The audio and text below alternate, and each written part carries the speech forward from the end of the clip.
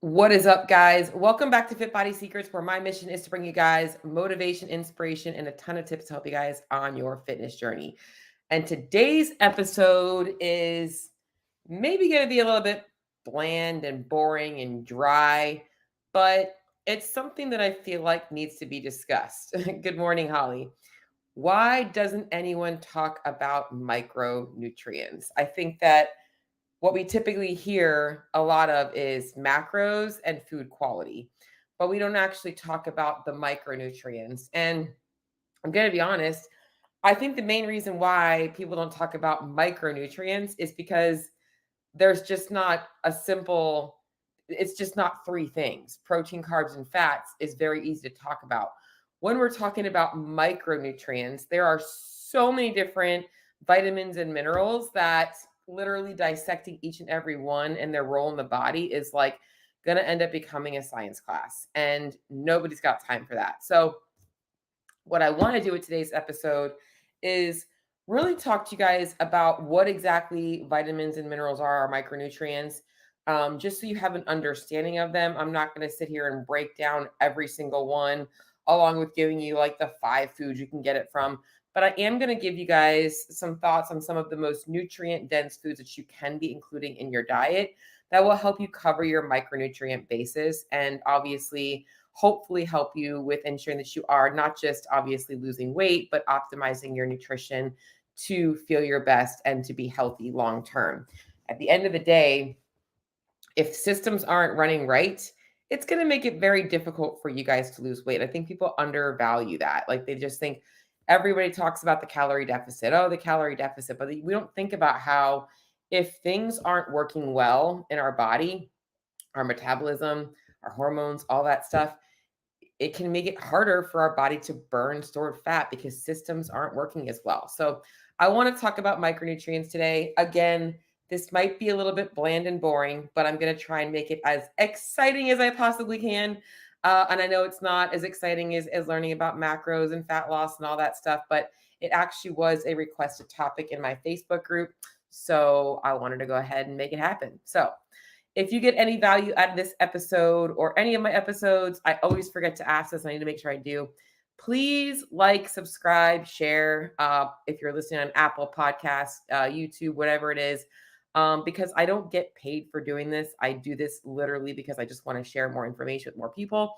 And the more people that like, subscribe, comment, follow, rate, the more likes, the more people that will be following me. So that's pretty much my quick, painless plug for you guys to help spread the word about Fit Body Secrets. So let's talk a little bit about micronutrients and kind of like what they are, their roles in the body, and all that kind of stuff. So micronutrients can essentially be summed up as the vitamins, minerals, trace elements, phytochemicals, and antioxidants that support overall health. They normalize bodily functions and prevent deficiencies that can create and or exacerbate chronic health conditions. So that was my quick definition of what you are looking to get when you are eating micronutrients. The thing about vitamins and minerals, well, there's obviously vitamins and minerals, is and trace elements, all of these things, we need very small amounts of them. And these are typically calorie free. Our macronutrients have calories, our micronutrients don't have calories. And so let's go into vitamins first and foremost. We need very small amounts of them to be effective. We need to ensure that we have proper vitamin intake because our bodies cannot synthesize them quickly enough. So if we're not getting in enough vitamins, it's going to be very hard for us to be able to optimize things. We need to make sure that we're having a steady flow of these things in our diet on a regular basis. And there are 2 types of vitamins. You've got water soluble vitamins and you've got fat soluble vitamins. So I think a lot of people worry that they're going to take in too many vitamins. And honestly, if you take in too many vitamins, really all that happens is you pee them out. It's really hard to overdose on vitamins, just so you guys know. So your water soluble vitamins, these are not stored in high amounts in the body and they require carriers for absorption. And like I mentioned, excess just gets urinated. These are things like your B vitamins, your vitamin C, vitamin H. Then you've got fat soluble vitamins, and these vitamins actually need fat in order for your body to absorb them. So these are going to be your vitamin A, vitamin D, vitamin E, vitamin K. That's why oftentimes you'll see like with vitamin D, people will actually pair vitamin D with fish oil. It just helps with the absorption of both. And then minerals, these are essential and carry a host of micronutrients our body utilizes to function properly. Microminerals are needed in very small amounts, again, and macrominerals are needed in much larger amounts. So main thing about minerals is they're like the carriers of a lot of our micronutrients. So we do need to make sure we're getting in enough minerals. Again, trying to keep this as exciting as possible. I know this stuff is bland and boring. I'm gonna kind of glaze through this stuff. Your macro minerals, these are things like calcium, phosphorus, potassium, magnesium, so some of your electrolytes, sodium. And then you've got your micro minerals, which are things like iron, zinc, copper, chromium, fluoride, iodine, selenium. So oftentimes you'll see people that are like, hey, you should be taking more zinc or more magnesium, usually because there might be a mineral deficiency, or you might say, hey, you should be taking more vitamin B because there might be a vitamin B deficiency, which we're going to talk more about deficiencies in a little bit. Okay. I actually do have a really cool chart if you guys want a copy of it that has a list of foods that provide you with specific nutrients, and that might help you a little bit. So why micros? Why do these things matter? So the main thing is that we want to look at optimizing our hormone function, our immune function, our gut health, electrolyte balance, thyroid function, blood sugar regulation, recovery, skin, hair, nails health, and reversing the side effects of aging, environmental toxins, and stress. So when we're talking about all the problems that people are typically presented with, my hormones, my gut, my insulin, all of these things, oftentimes fixing some deficiencies in your micronutrients might actually help improve those things. But the thing is that, again, you need a steady flow of them. And those problems didn't happen overnight. So you need to make sure that you are staying consistent with your vitamin routine long enough to actually see the benefits of it, whether you're taking it as a supplement or you are using real food sources. Now, I will talk a little bit now about supplementing versus actually getting it from real foods. Some people have a hard time getting enough micronutrients in their diet, and they often wonder, is a vitamin enough? If you guys are going more of a supplement route, I do recommend looking for a whole food based vitamin, one that's actually made with dehydrated plants, so that you're not actually having to eat those things, because I do think it is better absorbed and you're getting a better source of those vitamins. And I think that often people don't realize that they might be getting some of these foods in their diet, just not enough of them. And I think people also overemphasize variety, that they're like, they've got to get like 5 or 6 different types of vegetables, when oftentimes the same vegetables or the different vegetables all provide the exact same thing. So it's just knowing where you need to be putting your effort into. And that's what I want to kind of help you guys with today. That's why I'm kind of glancing over all of this stuff. Okay. So that's the main thing about your vitamins and minerals. Now, let's talk about deficiencies, because I think that that's what people really want the solution to. Maybe you've had some lab work, maybe you have some symptoms, and there might be a vitamin deficiency or a mineral deficiency. And I want to kind of talk about the most common deficiencies and some ways that you guys can actually work to correct them, and maybe some symptoms that you might have a deficiency that you aren't aware of. So, going down the list, I'm going to start with the most common vitamin deficiency out there. And believe it or not, I have a whole separate page of the symptoms of this specific vitamin deficiency, because this literally can cause a host of problems. And just by supplementing with this one thing, you might actually fix a lot of other problems. So, the most common vitamin deficiency is vitamin D deficiency. Vitamin D, we typically get this from sun, but it is also found in our diet. And there's also two problems. Also, two problems with our vitamin deficiencies in general. Sometimes people have a problem absorbing nutrients versus actually getting them in. And so with vitamin D, it's really important that some people might be getting enough sunlight, but they're not absorbing the vitamin D from that sun. And that's where we might have to do some supplementation as well. So vitamin D deficiency is super common. And some of the symptoms that people are, maybe familiar with or not familiar with, I'm going to go down the list because it's crazy. Fatigue, sickness, a lot of times, back and bone pain, mental health issues like anxiety, depression, slow wound healing, bone loss, hair loss, muscle pain, weight gain. There's so many things that can happen with vitamin D deficiency. along with the fact that it does also play a role in, like I mentioned, our immune system.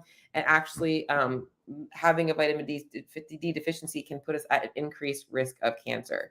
So, what are some common foods that you guys can be consuming to help you guys get more vitamin D in your diet? Well, it's funny because most people think, like I said, sunlight, that is a great place to get it. But also things like egg yolks, fatty fish such as salmon, mackerel, sardines, and trout, and cod liver oil are also good places that you guys can get vitamin D. So egg yolks is a good one. Making sure that you're getting obviously free range is going to be better for better vitamin D, and also omega 3s as well. So free range chickens typically are going to be higher in omega 3s, which is also it's a macronutrient. It's a type of fat, but it's another good nutrient that you guys should be. I can't talk. Another good nutrient that you guys should be looking to include in your diet. Second vitamin deficiency that is common is vitamin B12. This one is very common in vegetarians, vegans, because the main source of vitamin B12, well, the absorption of it is essentially dependent on protein, primarily from animal protein. So when you're not getting enough animal protein, it makes absorption of vitamin B12 very difficult. So a couple of things that happen with vitamin B12 deficiency is anemia. Other symptoms might include things like, elevated homocysteine levels, so a lot of allergies, brain function, and also risk for other diseases. Some sources of your vitamin B12 are going to be things like shellfish, clams, and oysters, organ meats, bleh. Meat, 6 ounces of beef offers 150%, eggs again, and milk products. The other thing that I haven't really mentioned here, guys, is the amounts. You'll be surprised at how a small dose gets you exactly what you need. Like I just mentioned, a 6 ounce beef steak is going to provide you with 150% of your daily value. So just having a 6 ounce steak a day will get you your vitamin B12 for the day. Little things like that people don't realize are simple to implement.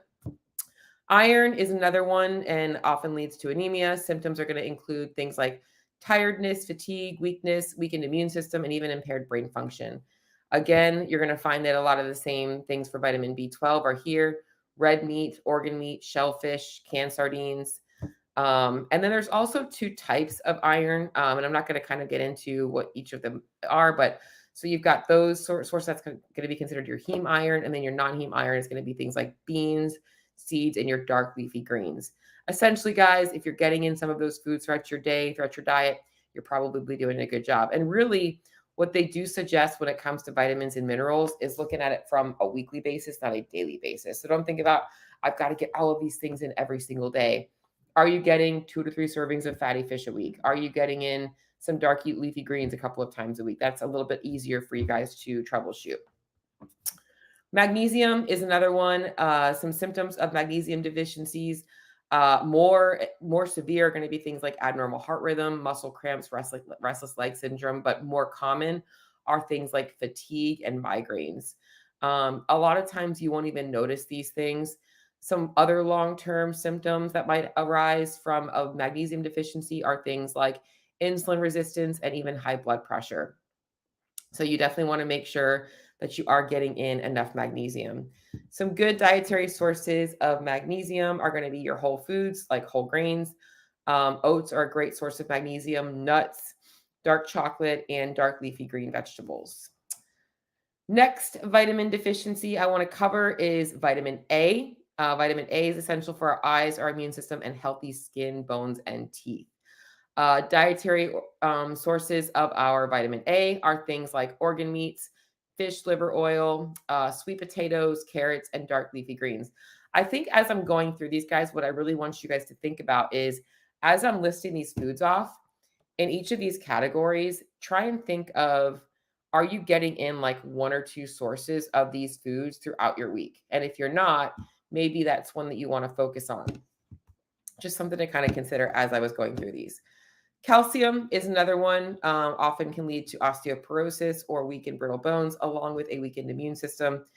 Some of our sources of calcium are going to include things like boned fish, sardines, dairy products, and dark leafy green vegetables. Iodine, another big one that people don't realize is very, very important for thyroid function. We will see often an enlarged thyroid with an iodine deficiency. Often we'll also see weight gain. So some foods that you can get your iodine from are going to be things like seaweed, fish, dairy, and eggs. Again, you're hearing a lot of overlap. But what you're also hearing is a lot of protein sources too. I think people focus a lot on the vegetable side of things, which are common, but they really don't understand the importance of just getting it from proteins as well. So that's a list of the most common deficiencies for vitamins and minerals. And now I want to leave you guys with some basic, like I said, I don't want to make this like this boring freaking talk about all of the different vitamins and minerals and all that stuff.